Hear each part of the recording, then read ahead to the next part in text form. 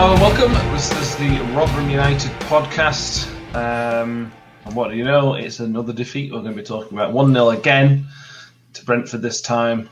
Not as much to pick out from this game as the Barnsley game, but we'll still find plenty to talk about. And then also look ahead to Blackburn. Battle of the Bees this week. We'll go Blackburn on Saturday. It's been 3 Bs in a week. I just realised Barnsley, Brentford, Blackburn. It's interesting, isn't it? Very interesting.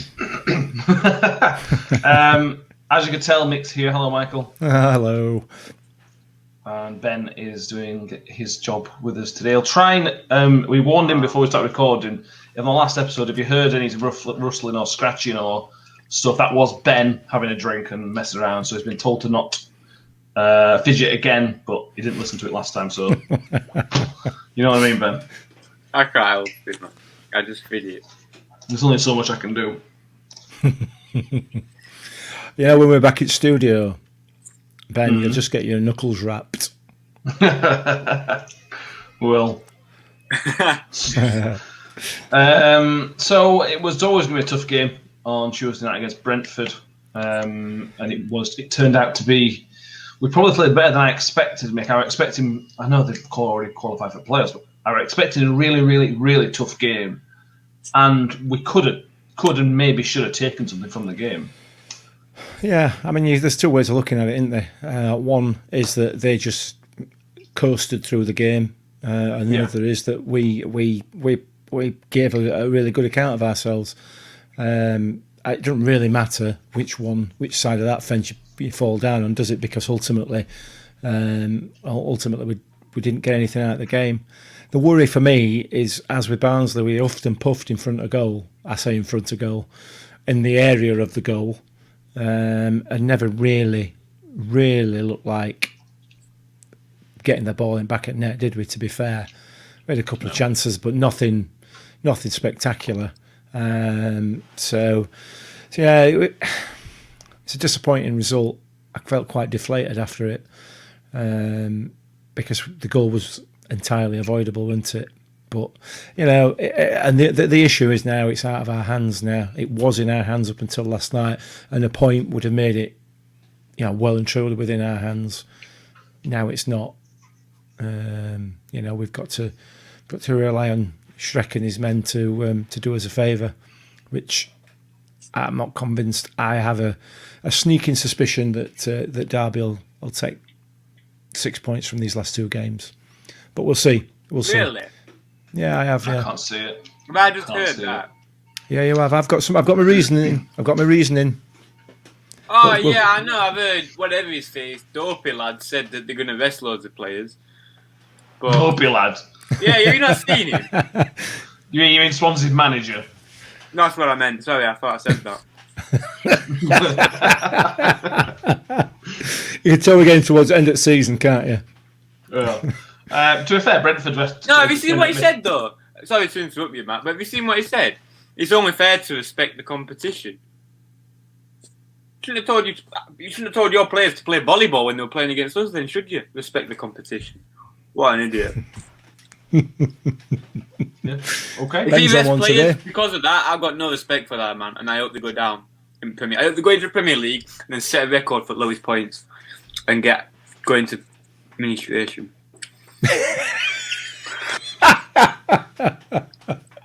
Nah, that's okay. I don't like him. After what he said, I don't like him.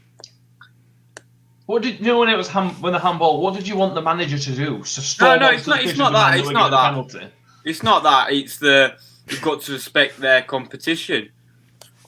What? It's not the gentleman's game. It's not football. That's what it used to be called. It's not the gentleman's game. That's not how it should be played. It's a sport. It's a competition. Do you not know what the word competition means? Certainly, you use the word competition. Do you not know what it means?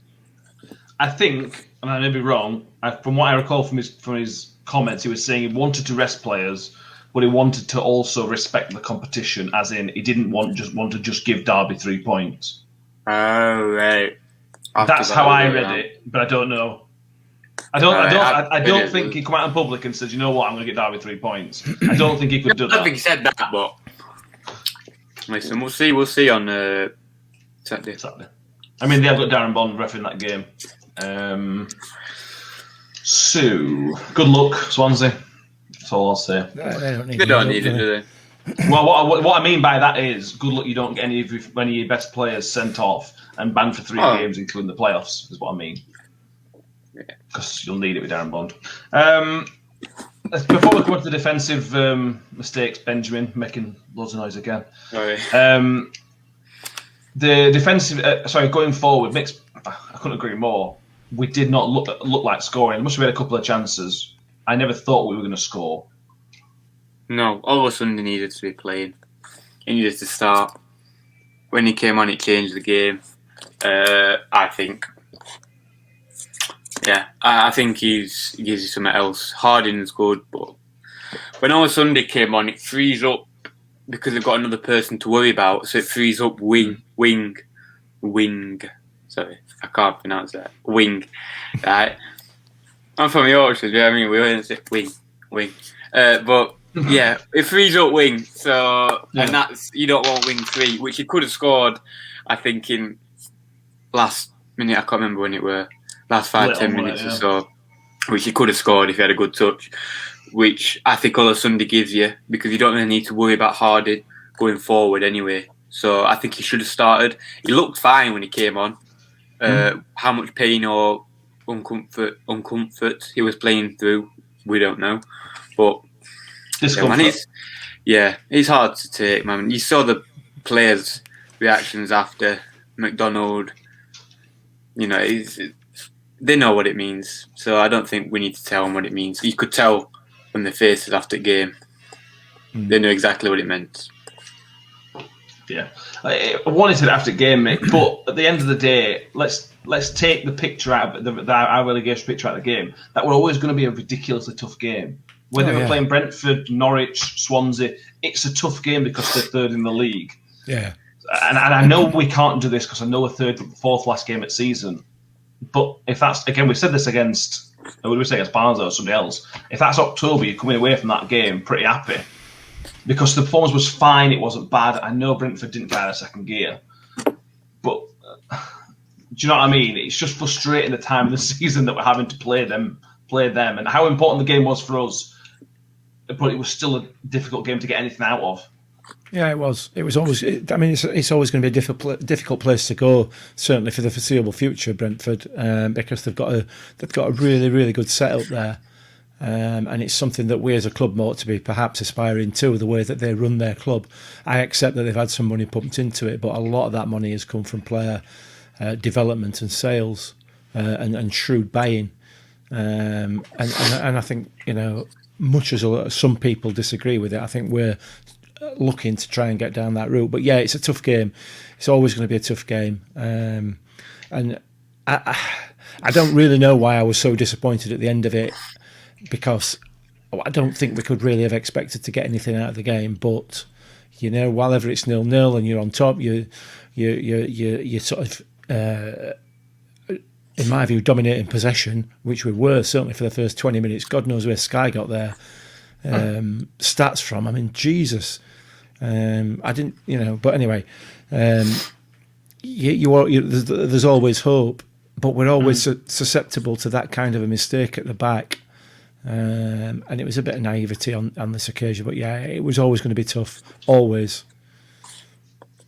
The goal then was, like Mick said, defensive naivety.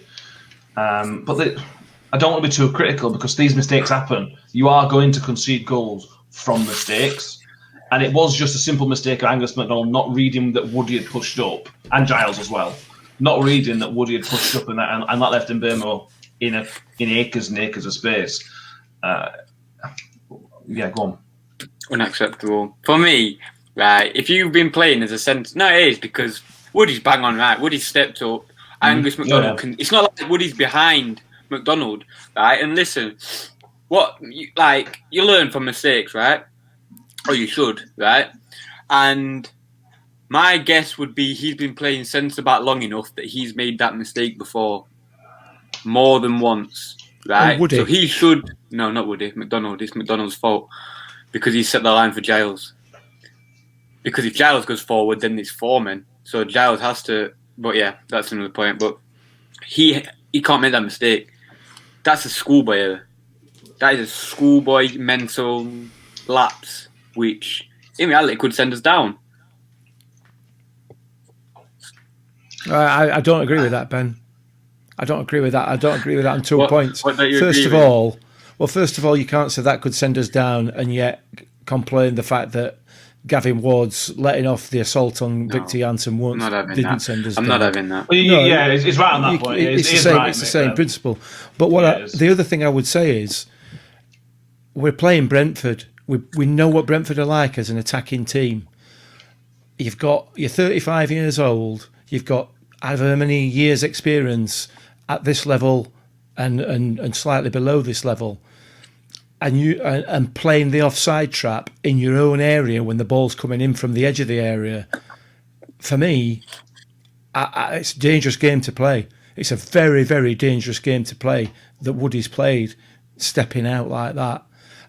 I assume that that's a tactic, and I assume that that's the way that they train. However, against a team like Brentford, and knowing what the officials are like in this league, you're always going to have a tight offside decision if you're stepping out like that. It's always going to be tight because of the constricted area of the pitch that you're playing in. So to step out like that, for me, it's a dangerous game, and with the confidence we've got going through the squad, with the fatigue we've got going through the squad, with the fact that you've got a young, reasonably naive left-back playing there as well, who's not been part of the squad for the whole season, you've got to have a complete understanding for the whole of that back line that to be able to play that and play it effectively. I think it was a mistake by McDonald for not stepping out when Woody did. I accept that. But I also think it's a mistake to step out in that position. Woody stays in his position, he's going to have a lot more chance of getting towards that ball and stopping the header. It's going to make it far more difficult for the striker to get in front of Angus MacDonald like he did. And let's not take out the equation that Wes Harding should never have allowed him to turn back inside as well. That's embarrassing defending on Harding's part. He should have got blocking. Well, it isn't. I mean, he's half-assed. He looked half-assed. He looked exhausted. Yeah. If you call it that, then, but if he didn't have the energy to do it, he was doing his best. Yeah. Listen, I'm not bothered. I'm not saying about that part. He should have done better, but that's my opinion, right?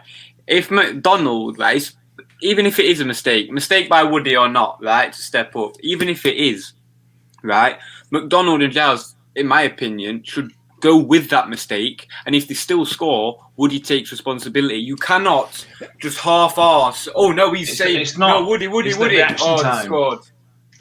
Yeah. It's also the reaction time as well. By the time that they've seen that Woody's gone, the ball's already played in. And I didn't think of this until Mick's just said it, but the gap between the ball being played and the header being won was about 12 yards, less than 12 yards. So there's not enough time to make that decision for Woody, because the players should be in the line. I know Woody is meant to be the slightly deeper man, but he was quite a lot deeper than Icky, for example. He went just a bit deeper, but quite a lot deeper. And for me, MacDonald should be there with him because that's how deep they're playing. It's a difficult one. Yeah, absolutely. There's quite a lot of blame to go around. Yeah. But ultimately, if there's a team will now analyse that, they'll look at that and they'll work on that, and you know what I mean. And they may still decide to play that sort of move in that position, but they will learn that obviously they've got to go out as a unit. But the problem from my point of view is that you then rely on the officials to do their job properly and prove time and time again that they can't. They're not capable of doing that. So straight away you're introducing an element of danger that's outside of your control into that position, into that situation. But I'm sure they'll look at it, and it's a shame. It's a shame that we conceded then, but we had plenty of time to get back into the game, and we just weren't effective enough going forward. No, it started then a little bit of a surprise. He kept Chio as sort of a number 10, almost a striker behind Smith first half, Ben, he was quite effective. He caused a reasonable amount of problems. But he tired quite a lot towards second half, didn't he, Chio? He just stopped having the impact he was having. Yeah, I don't know why. Yeah. Matt, all of Sunday should have started for me. I keep going back to that. Gio played amazing. Yeah. Everyone else, Smithy were knackered. Smithy were knackered. Like, there's no other way of putting it.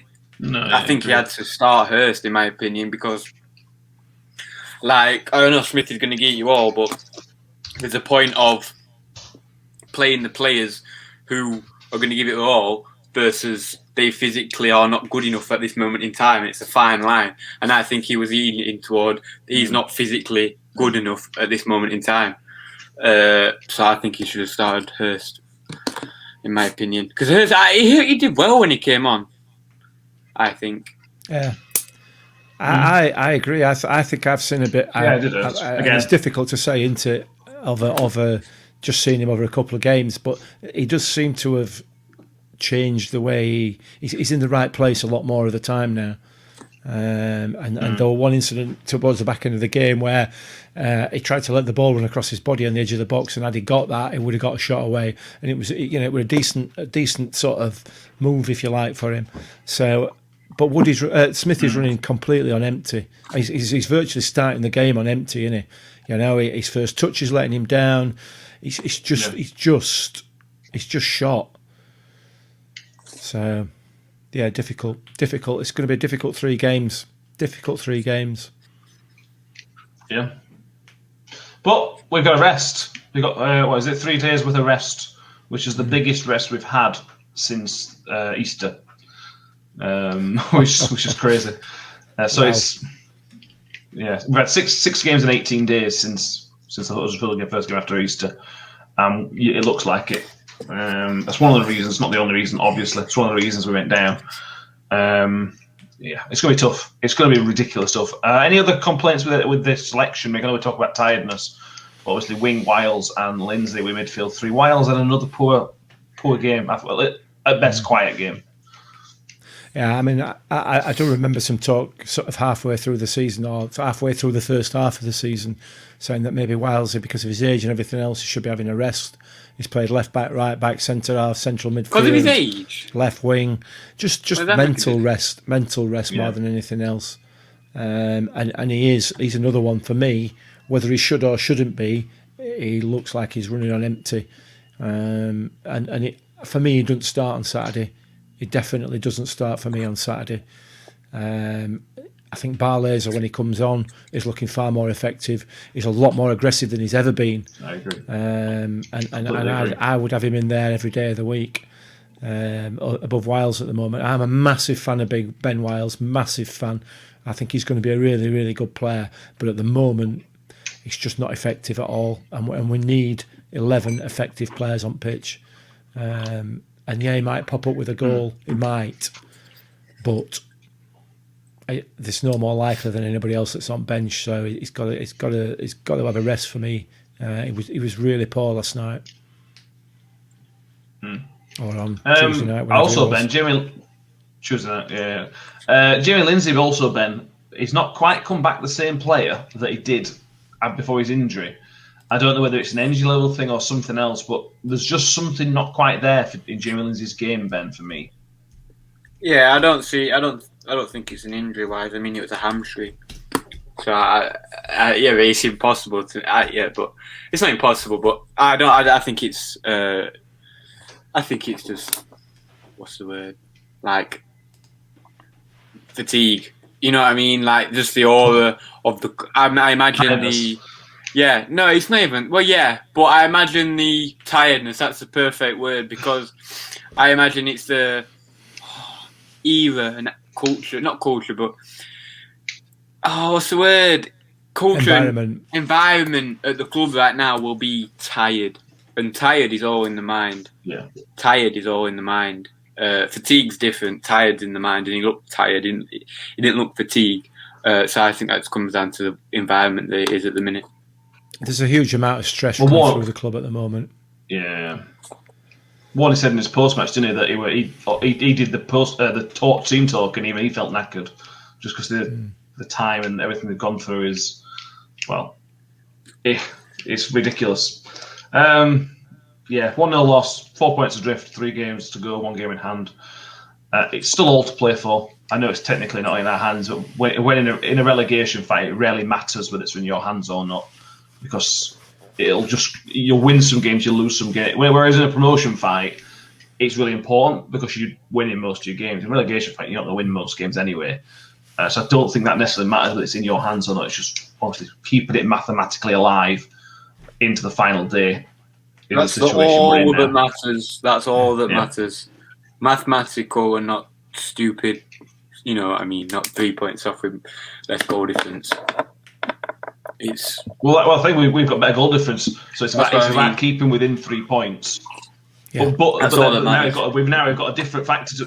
We've got something else to factor in now, because if Wednesday get above us into the final day and Derby are also 3 points ahead of us, we will be relegated, because one of them has got to pick up at least a point.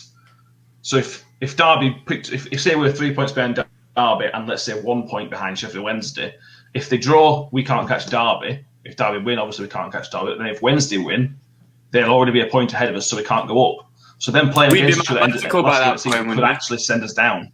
We'd be mathematical. That's what I mean. That's what I mean. It won't matter. Before we were just worried about Derby, weren't we? Yeah, but it won't matter because before that game, we'd be mathematical before that game, if that's the case. I know, but what I'm saying is, in normal circumstances, it wouldn't matter, would it? So if Derby and Sheffield Wednesday weren't playing each other, it would not be mathematical. But because they are playing each other, it becomes different. And whereas we hadn't been worrying about Sheffield Wednesday for quite a long time, it's now time to sort of think of them a little bit, because it could have a big impact on the end of the season. If they lose the next game, it doesn't matter. I completely agree. Any final points you two want to mention on the Brentford game before we move forward?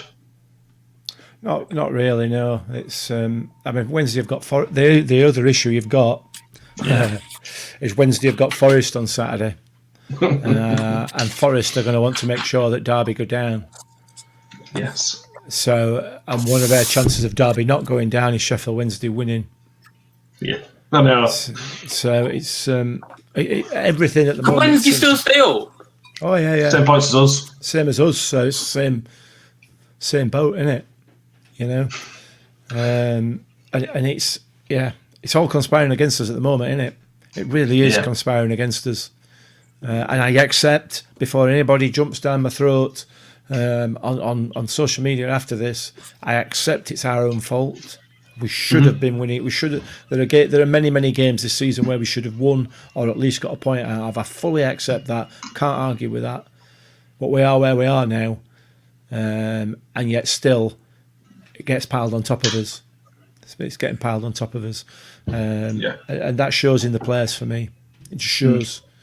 It'd be interesting to know, and there's obviously not even remotely measurable, but how psychologically, what impact that decision by Gavin Ward and that decision by Darren Bond have had on the players. And I guess possibly this is one of the downsides of having a manager like Paul Warne, because Warnock and Fatty Boy Evans would have turned that on its head and used that as a motivation.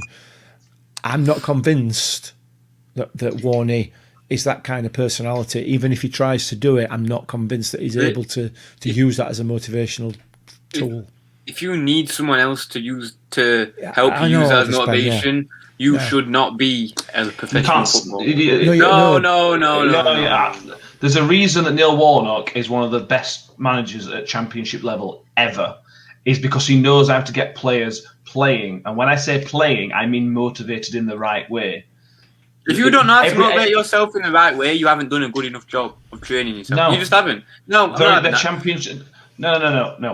The reason that Leo Messi, Cristiano Ronaldo, and the best people, Messi doesn't use it.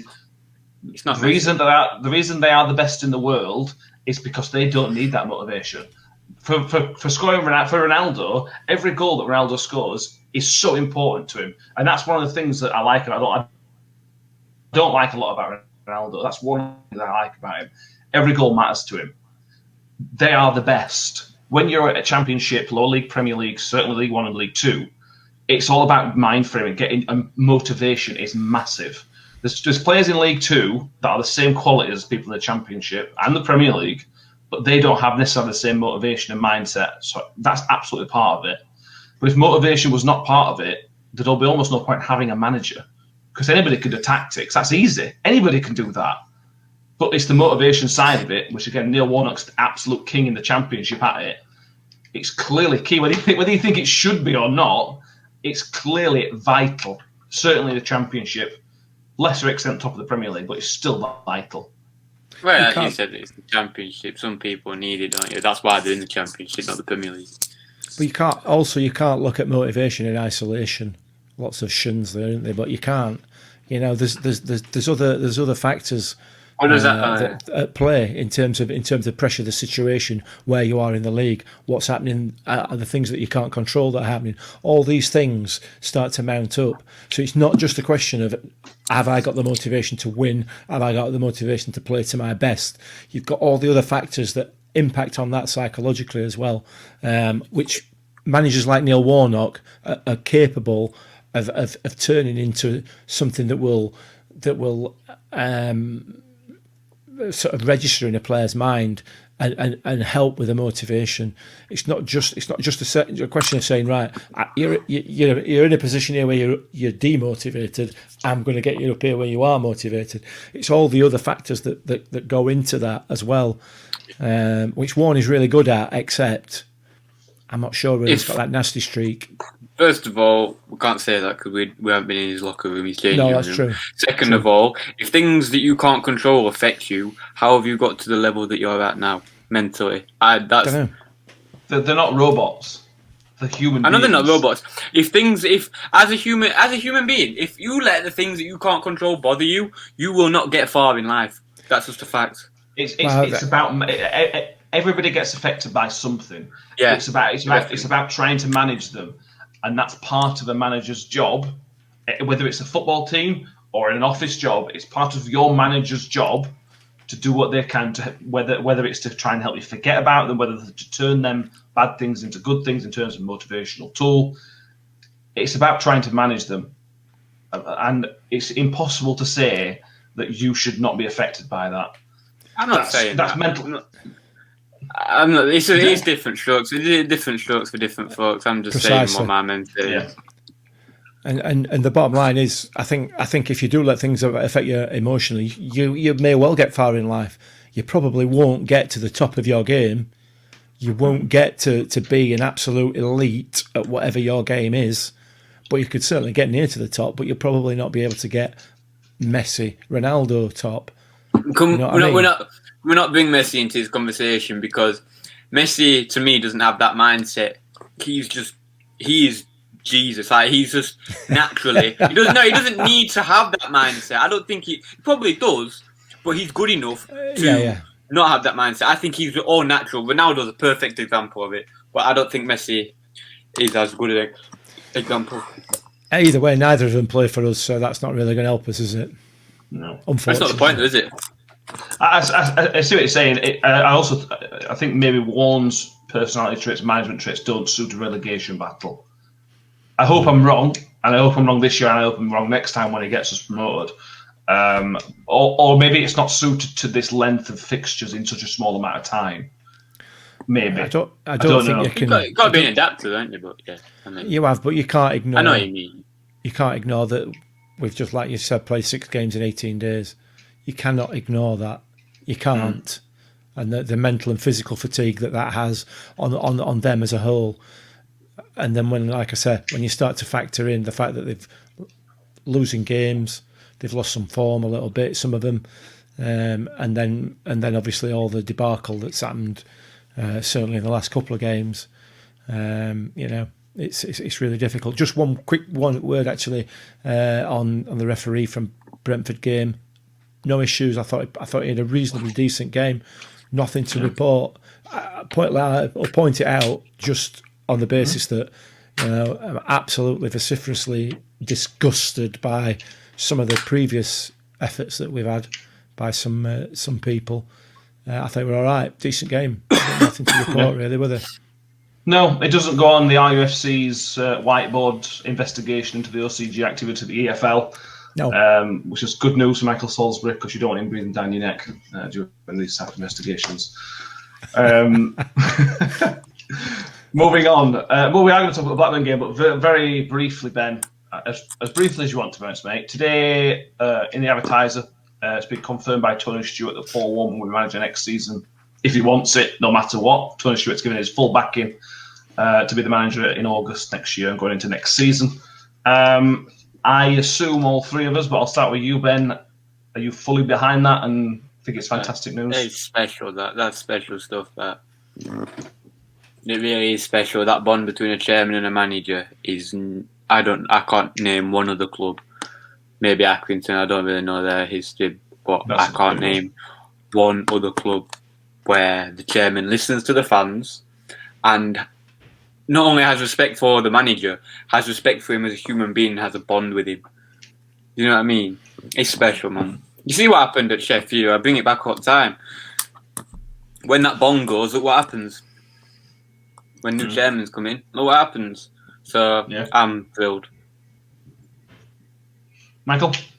Yeah, I agree. I think Ben's right. I think that probably Accrington Stanley are about the only club that I can think of where the manager-chairman relationship is very similar to what we've fans. And fans. Yeah, absolutely. Well, most fans from our point of view. I don't know about Accrington, but certainly most fans from our point of view. Yeah, 100%. And for me, if I'm supporting any club, those are the first two that I'm looking at if I'm looking for a club to support, because they're trying to do things the right way. It's brilliant news. It's brilliant news for in my view. It's great that Tony Stewart recognises, and this sounds really patronising, doesn't it? But it's great that he recognises the good work that he's doing and understands that. I'm sorry, Tony, I don't mean to patronise you because it weren't meant that way, but it does sound it. Yeah, it's fantastic. My only concern, and I said this on the podcast last week, is I worry a little bit for Paul Warren mentally, whether he's up to the stress that this has caused him, and some of the abuse that he's had online, which is absolutely despicable. From some so-called Rotherham United supporters. Hopefully. I know that the vast majority of Millers fans are absolutely over the moon with this news. So hopefully it doesn't. Paul Warren doesn't say, "I've had enough." I was going to say briefly, there's a difference between fans and supporters. So when you say people getting their stick, they're fans, or supporters. Yeah, 100%. Yeah, I agree. I think you need to rest. I think you've got to bear in mind that although we did have 6 months off from football, how much of that was actually a rest? It wasn't a proper pre-season. And that's not just football, that's everybody in the last 12 to 18 months has been crazy. Most stressful time since World War II. In football terms as well. Especially in football terms. In life. Well, yeah. Like, everything shut down. The whole nation shut down. The whole world shut down. And that's it. You've got to bear that in mind. Although he is the manager of our football club, he is still just a guy with a wife and a couple and kids that's got to worry about them. And how many times we have to self-isolate as well, and things such as that. It's not been normal. So, and Warney seems like one of them people who, when he can, and this goes for the players as well, they need time to switch off. And there was at no point in that 6 months between March and September, or if there was any time, could he have really switched off? Because he couldn't have gone on holiday, because nobody could have gone on holiday. And then by the time everything started to loosen up in August, season had started.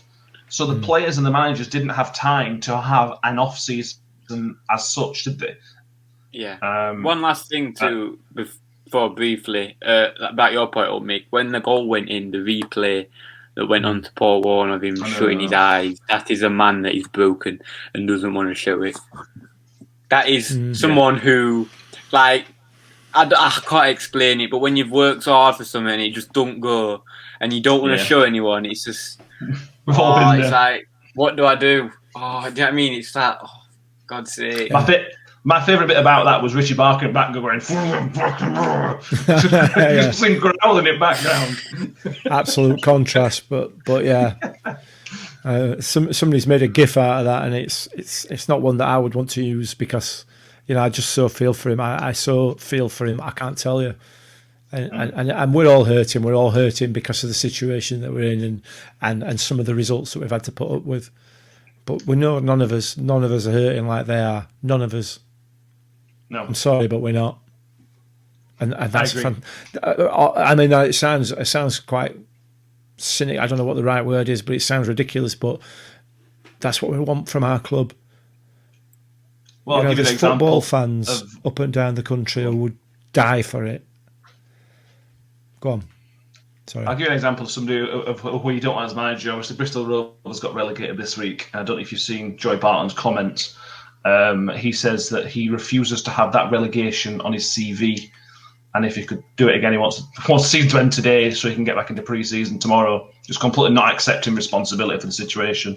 That's not what you want as a manager. You want your mark. I know, but I'm just putting out the examples of I want somebody in charge who can accept. Even if one had just popped up, even that season where we got relegated badly and it weren't his fault because of the season, the setup when Stubbs left him, he still took it personally. And that weren't his fault. That's what you want in a manager, and that's where we are now. I think we'll come back stronger if we go down, but we're not going to talk about that because we're not down yet. We will talk about that if it happens. We will obviously there'll be a lengthy conversation to have.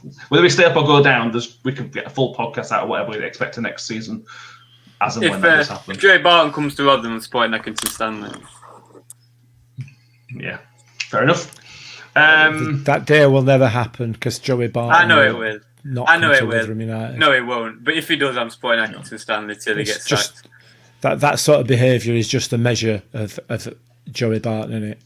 There's no point even wasting breath on Joey Barton. One more non-footballing thing is to talk about is, again, this is only brief. Again, in the advertiser, Tony Stewart's confirmed they have taken advantage of the EFL interest-free loan. We're taking out a £2 million loan to keep the running costs of the club going, which sounds like really good. Now the details out. It's a £2 million interest-free loan that's payable back within 4 years. But if you get relegated to League One, it's payable back within 6 years. So again, it comes to financial things, Mick. It makes sense. Interest-free is obviously a brilliant thing, but the length of time to pay it back is pretty good. I hope he's read small print because it's come from EFL. I bet it'll say interest free for the first 3 weeks. Yeah, interest free in massive letters. I do not trust that shower. I do not trust that shower one little bit. Yeah, that's it. That's it. If it's true and everything's alleged as it is, as you said, everything's alleged as it said, that's businessman knows what he's doing, doesn't he? Yeah. If we're in League One, if we were in League One, we would have got a grant because we're in the Championship. We had to get a loan. One negative. It's fair. It's fair. We've probably we have made more money than everybody else in League One this year. So that's why it's fair. Yeah. Moving on. Saturday afternoon. We've said this for the past 6 weeks. This is the biggest game of the season. We talked about the week of death being the week. This is the game now. If we win, Tuesday's the game, but this is the game now. Well, it could be mathematic. Well, exactly. This is it. This needs to be the game where they all turn up. If Georgia said we're going to score a goal, for example, this is it, mate. This needs to be the day. If Chio's going to get a goal, if Smithy's going to find his boots again, where this needs to be the day that we get that. We need it desperately. This is it, mate. Ben, this is it, innit? I would kill to be one of them players right now. This is why you play football. Like, this is like when you're a kid and you're back garden pretending to score a World Cup winner for England. Like, this is not that higher level, but this is, do you know what I mean? This is why you play football. These are the fights, your club. Especially Wales. Like, do you know what I mean? Don't you say anything more? Boyle club, scoring to keep them up, playing well. Like, that's what you dream of as a little kid. So I hope they know the reality of the situation, which obviously they will. But yeah, I mean, I'd kill to be one of them players right now. Yeah, absolutely. We're all behind him. We're all absolutely behind him. Yeah. Whatever happens, happens. A Saturday would be the best game of the season to find your shooting boots. It would be absolutely the best game of the season to open your account for the season with a goal. Whoever it is, I don't care. I really don't care, so long as they're wearing red. You know? Or black. Yes. No, we're at home. Or black. Green. Green? Purple? They're black at home, I think. As long as they've got a Rotherham United badge on the shirt, I'm not bothered, you know what I mean? Bothered. Yeah. So we talked about Smithy and people being tired, Ben. If Michael Smith plays, it will be his 400th career appearance. If he could play, do you think he could start? I know he'll probably start anyway. And I know he's had 3 days rest, which is more than normal, but do you think he's ready for another 90 minutes? 3 days is more than enough. Normal circumstances is, let's be real, it's 72 hours. In normal circumstances it is, 72 hours. 72 hours, right? You should be investing a lot of money, all your time in recovery, research, everything, right? Do your sleep. If you need your sleep, get your sleep. If you don't. You know what I mean?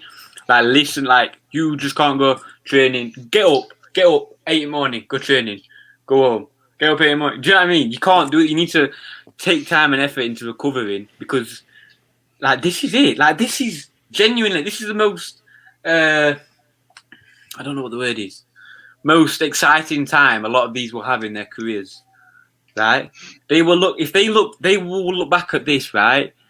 And I bet they don't want to say, I wish I could have done more in that time. Do you know what I mean? Mm-hmm. Like, it's hard to explain, but in 5 years, I don't want them looking back and going, I mean, if I'd just got up 2 hours earlier and recovered, do you know what I mean? So they need to be putting in time and effort, which they will realise. They will do that. Yeah, I've got confidence in it, but this is it, man. This is it. It's the way sport football, isn't it? Yeah. Especially your local club. And to be fair, some of these players, some of them have earned the chance to stay in the Championship. Some of them might not, as dramatic as this may sound, some of them might not get back to the Championship. No, some of them haven't. Some of them haven't. Let's say it as it is. Go on, mate. Yeah, you're right. Both of you are right. Some of them have, some of them haven't. Some of them will stay at the end of the season, whether we stay up or go down. Some of them will stay. Some of them will leave, whether we stay up or go down. You know, that's how it is. Let's not worry about that for the time being. Let's not worry about it. Let's worry about Blackburn Rovers on Saturday. Blackburn will hopefully will be already had the sombreros on and sunning themselves somewhere on Blackpool Beach or wherever. You know what I mean? Yeah. Well, their recent form is. It depends how far back you want to look. They've won 2 out of the last 3 games, but they've also only won 2 out of their last 10. So they are probably coming into some form. But it's just 2 games. It's just, you can't necessarily say somebody's coming into form for 2 games. I think one of them were Derby, and I can't remember the other one. Other one was against somebody else who's down there. Might have been Wickham. I got the list in front of me. But yeah, that's their stats coming in. We tweeted this stat out earlier, Ben. You will probably read nothing into it, but the last time we played Blackburn at home, we were in the middle of a 5-game losing run, and we beat them 3-2. We are now playing Blackburn at home, and we're in the middle of a 5-game losing run with a chance to end it with a win victory at home. Football has these things. I know there's no theory behind this, but football sometimes has these ways of symmetry where these things just sort of happen, don't they? And hopefully one of those things. You know best about the playoffs. I mean, you had something going on in the personal life that were exact to the promotion in 2013. So you know how it works. But yeah, I mean, stats don't lie. But in a relegation battle, stats don't matter. But like you said, I hope it's symmetry, man. Oh, I just want to be there. I love it, man. I love it. I just want to be there on Saturday. I wish we were there. I would pay all the money I have, everything I've got in my room right now to be there. And have a full crowd, obviously, not just me. You know what I mean? That sounds like you're really desperate, but I know you haven't got a job. So when you say all the money you've got, it's not. You're not getting £1 million here. No, it's not £1 million, but you know what I mean. Like, yeah. He's thought that counts. Yes, I suppose. Yeah, I suppose it is. Ref watch for Saturday. Are you interested in the referee watch? Yeah, I'd look at nobody controversial, is it? Go on. Well, you said that. I don't know. I don't know whether you think it's controversial or not. I go back to Swansea at home and Jordan Ayew not getting sent off or booked or anything like that. Go back to Norwich away and getting a goal disallowed for not a great deal. Tony Harrington is the man in the middle on Saturday. So we shall wait and see on that what happens. But ultimately, it don't really matter, does it? Because it just doesn't matter. We said that against doesn't matter. We said that against Barnsley, sorry, and it turned out mad. Oh well, yeah, but we always knew that Gavin Ward was. Well, we knew what he was like, didn't we? He's obviously having a one-man campaign to dispel this rumour about goalkeepers being overprotected. He's just not bothered telling anybody else about it. That's all, or doing it with any other team apart from us. So I haven't let that go. I genuinely, honestly and truthfully, that is another Swansea away 3 or 4 years ago moment for me. Probably worse. In fact, no, it's not probably worse. It's much worse. It could have ended Johansson's career twice. It's injured twice. Handball.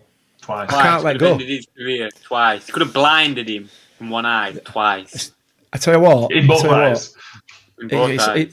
It's likely to be life-changing for me and all because my wife's going to divorce me if I talk about it anymore. But I can't stop. I still can't do it. I can't, honestly. It's absolutely just boiled my blood. Anyway,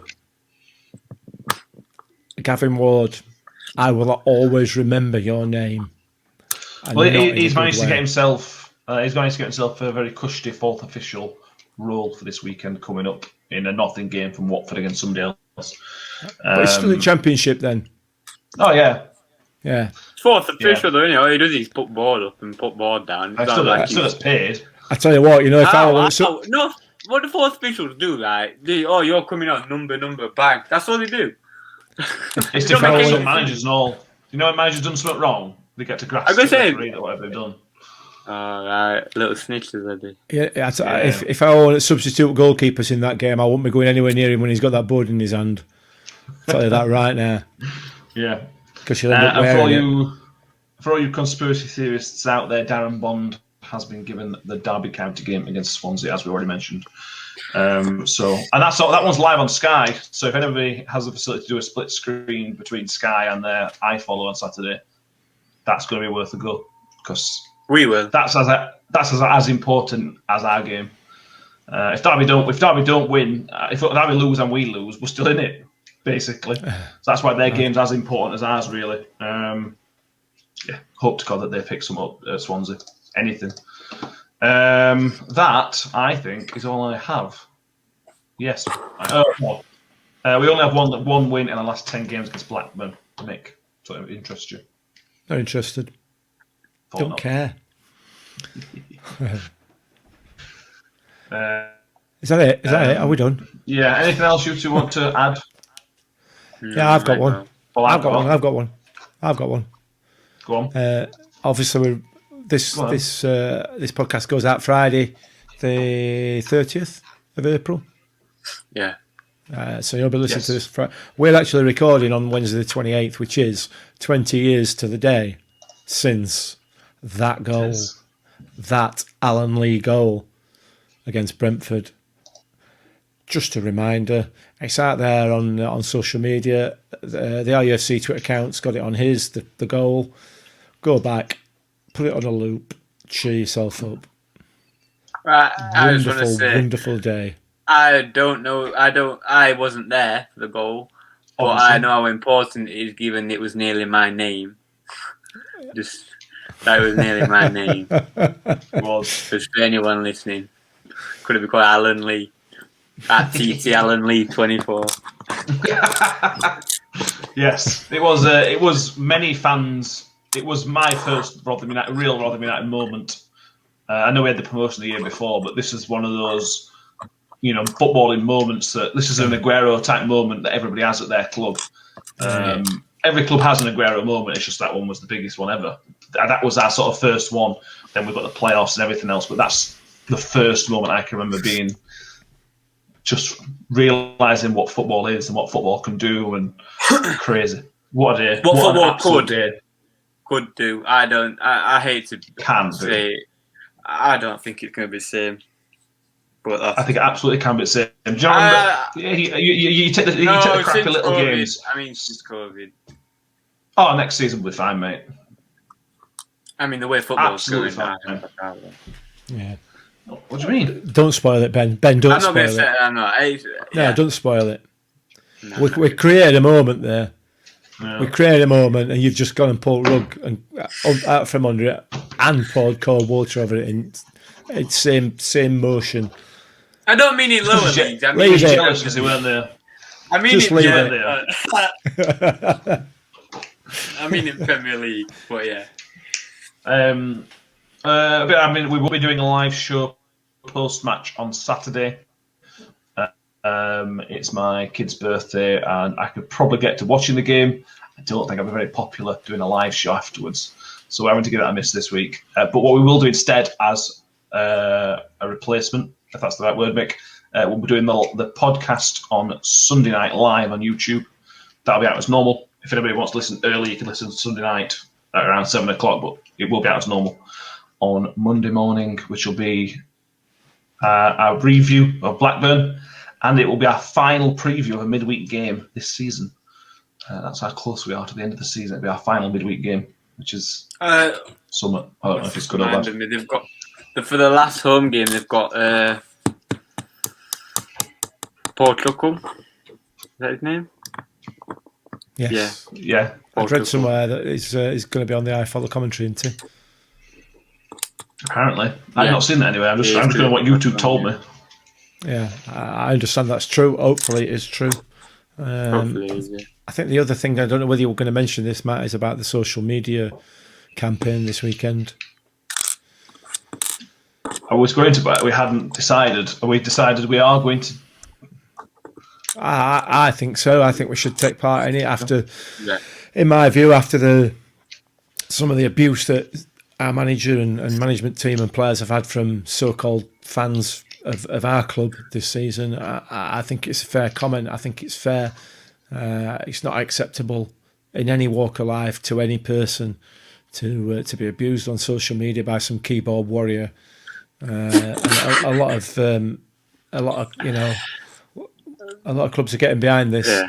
A lot of podcasts are getting behind it, and I for one think it's not going to have. I can't imagine the cynic in me can't imagine that it's going to have a massive deal of a massive effect. But I suppose it's more symbolic than anything else. Yeah, that's fine. So just for anybody that doesn't know, this is a social media boycott which has been organised by everybody in football, EFL, Premier League. Kick it out organiser, but it's been backed up by everybody in football. There's even some other clubs like that. Hang on a minute. You said EFL are backing it? I'm all over Twitter. I'm all over Twitter all weekend. I don't want to be associated with that shower. What have they said it's actually for? Like, what is it? Just for discrimination? It's the word is sustained discriminatory abuse received online by players and others connected. But it's not just. And that's a massive topic that needs sorting out. But it's not only towards that. It's just abuse in general online. It's just to try and get social media companies to act. But yeah, it is specifically online. I know. It's because it's the faceless nature of that. So that's the idea: is that the boycott will start at 3 o'clock on Friday. And everybody will be back online live on Monday morning. Is doing that, so we'll be taking part in that on the Twitter account. We'll still go live Sunday night on YouTube, but other than that, we'll be radio silent for those days. And I think it's a good campaign. There's no think about it. It's definitely a good campaign because there's some scum out there. You talk about our fans. I haven't seen anything as from our fans that is as bad as what has been reported at other clubs. Yeah. No. But it goes a wide net, so it's a great cause which we will back up as well because I think it's only right. 100%. Yeah, Ben. Yeah. Cool. So this will be the last you hear from us until Sunday evening on the live show on YouTube, and on Monday morning we're back with that. We'll put us Fan Hub predictions out on Friday morning, just so you've got those. And if you want to let us know, feel free to do that. What you've gone for as well. I think that's everything I've got still. Is there anything else I forgot? Because I did forget about the boycott as well, Mick. So anything else I forgot? Yeah, I mean, the only other thing is, how are you going to, without social media, you're not going to be able to tell people that we're going live on Sunday night. So it will be 7:30. I would have thought if it is any different to 7:30 Sunday night on YouTube, then there will be a tweet Sunday afternoon to break the silence. It's going to be 7:30. There will not be no tweet. It's Ben will manage to keep himself awake for 7:30, so that's fine. Well, it's bank holiday, isn't it? So yeah, yeah. Oh yeah, bank holiday, fantastic. Oh, thanks for reminding me, Ben. Right. But I'm in North Wales, and there is different time zone in North Wales on Sunday. No, anyway, I'm more worried about the fact we're going to do a live show again while Mick's on that Wi-Fi. We tried it once before, and that was a sodding nightmare. So let's see how that goes. You mean what? That's it. Hey? So thank you all for listening. I said only a couple more shows before the end of the season, but we'll keep going till then. We've got the big name change coming up at the end of the season as well, some rebranded name change, which we will keep you all abreast of as and when that comes through, as and when it goes through. Thank you, Ben. It's been always a pleasure, mate. Thank you. I love your enthusiasm. You know what, end when I give you a bit of a send off and I tell you how much I appreciate you. No, I'm not going to military. Where about send off? One thing you haven't done during the course of this podcast yet, Matthew, is compliment him on his second haircut of the week. What? I got it cut like 3 weeks ago. What are you two on about? I got it cut ages ago. Honestly, I can't win with you two. Correct. First I like a gorilla, and now I'm about. And Mick, thank you again. It's a pleasure as always. Yeah, you're very, very welcome, honestly. There you go, Ben. That's the enthusiasm I'm looking for next time, okay? Don't try again, or we should save it to next time? No, we'll save it for next time. Cool. Thank you, everybody, for listening. Please subscribe, YouTube, Twitter, Facebook, everywhere you can see us. Just follow us, if you please. And give us some iTunes ratings if you can as well. We would massively appreciate that as well. And we will see you all on Sunday night for the live show or Monday morning. Looking towards Odegaard. Ravel. Ambitious. But brilliant! I don't believe it! I swear I do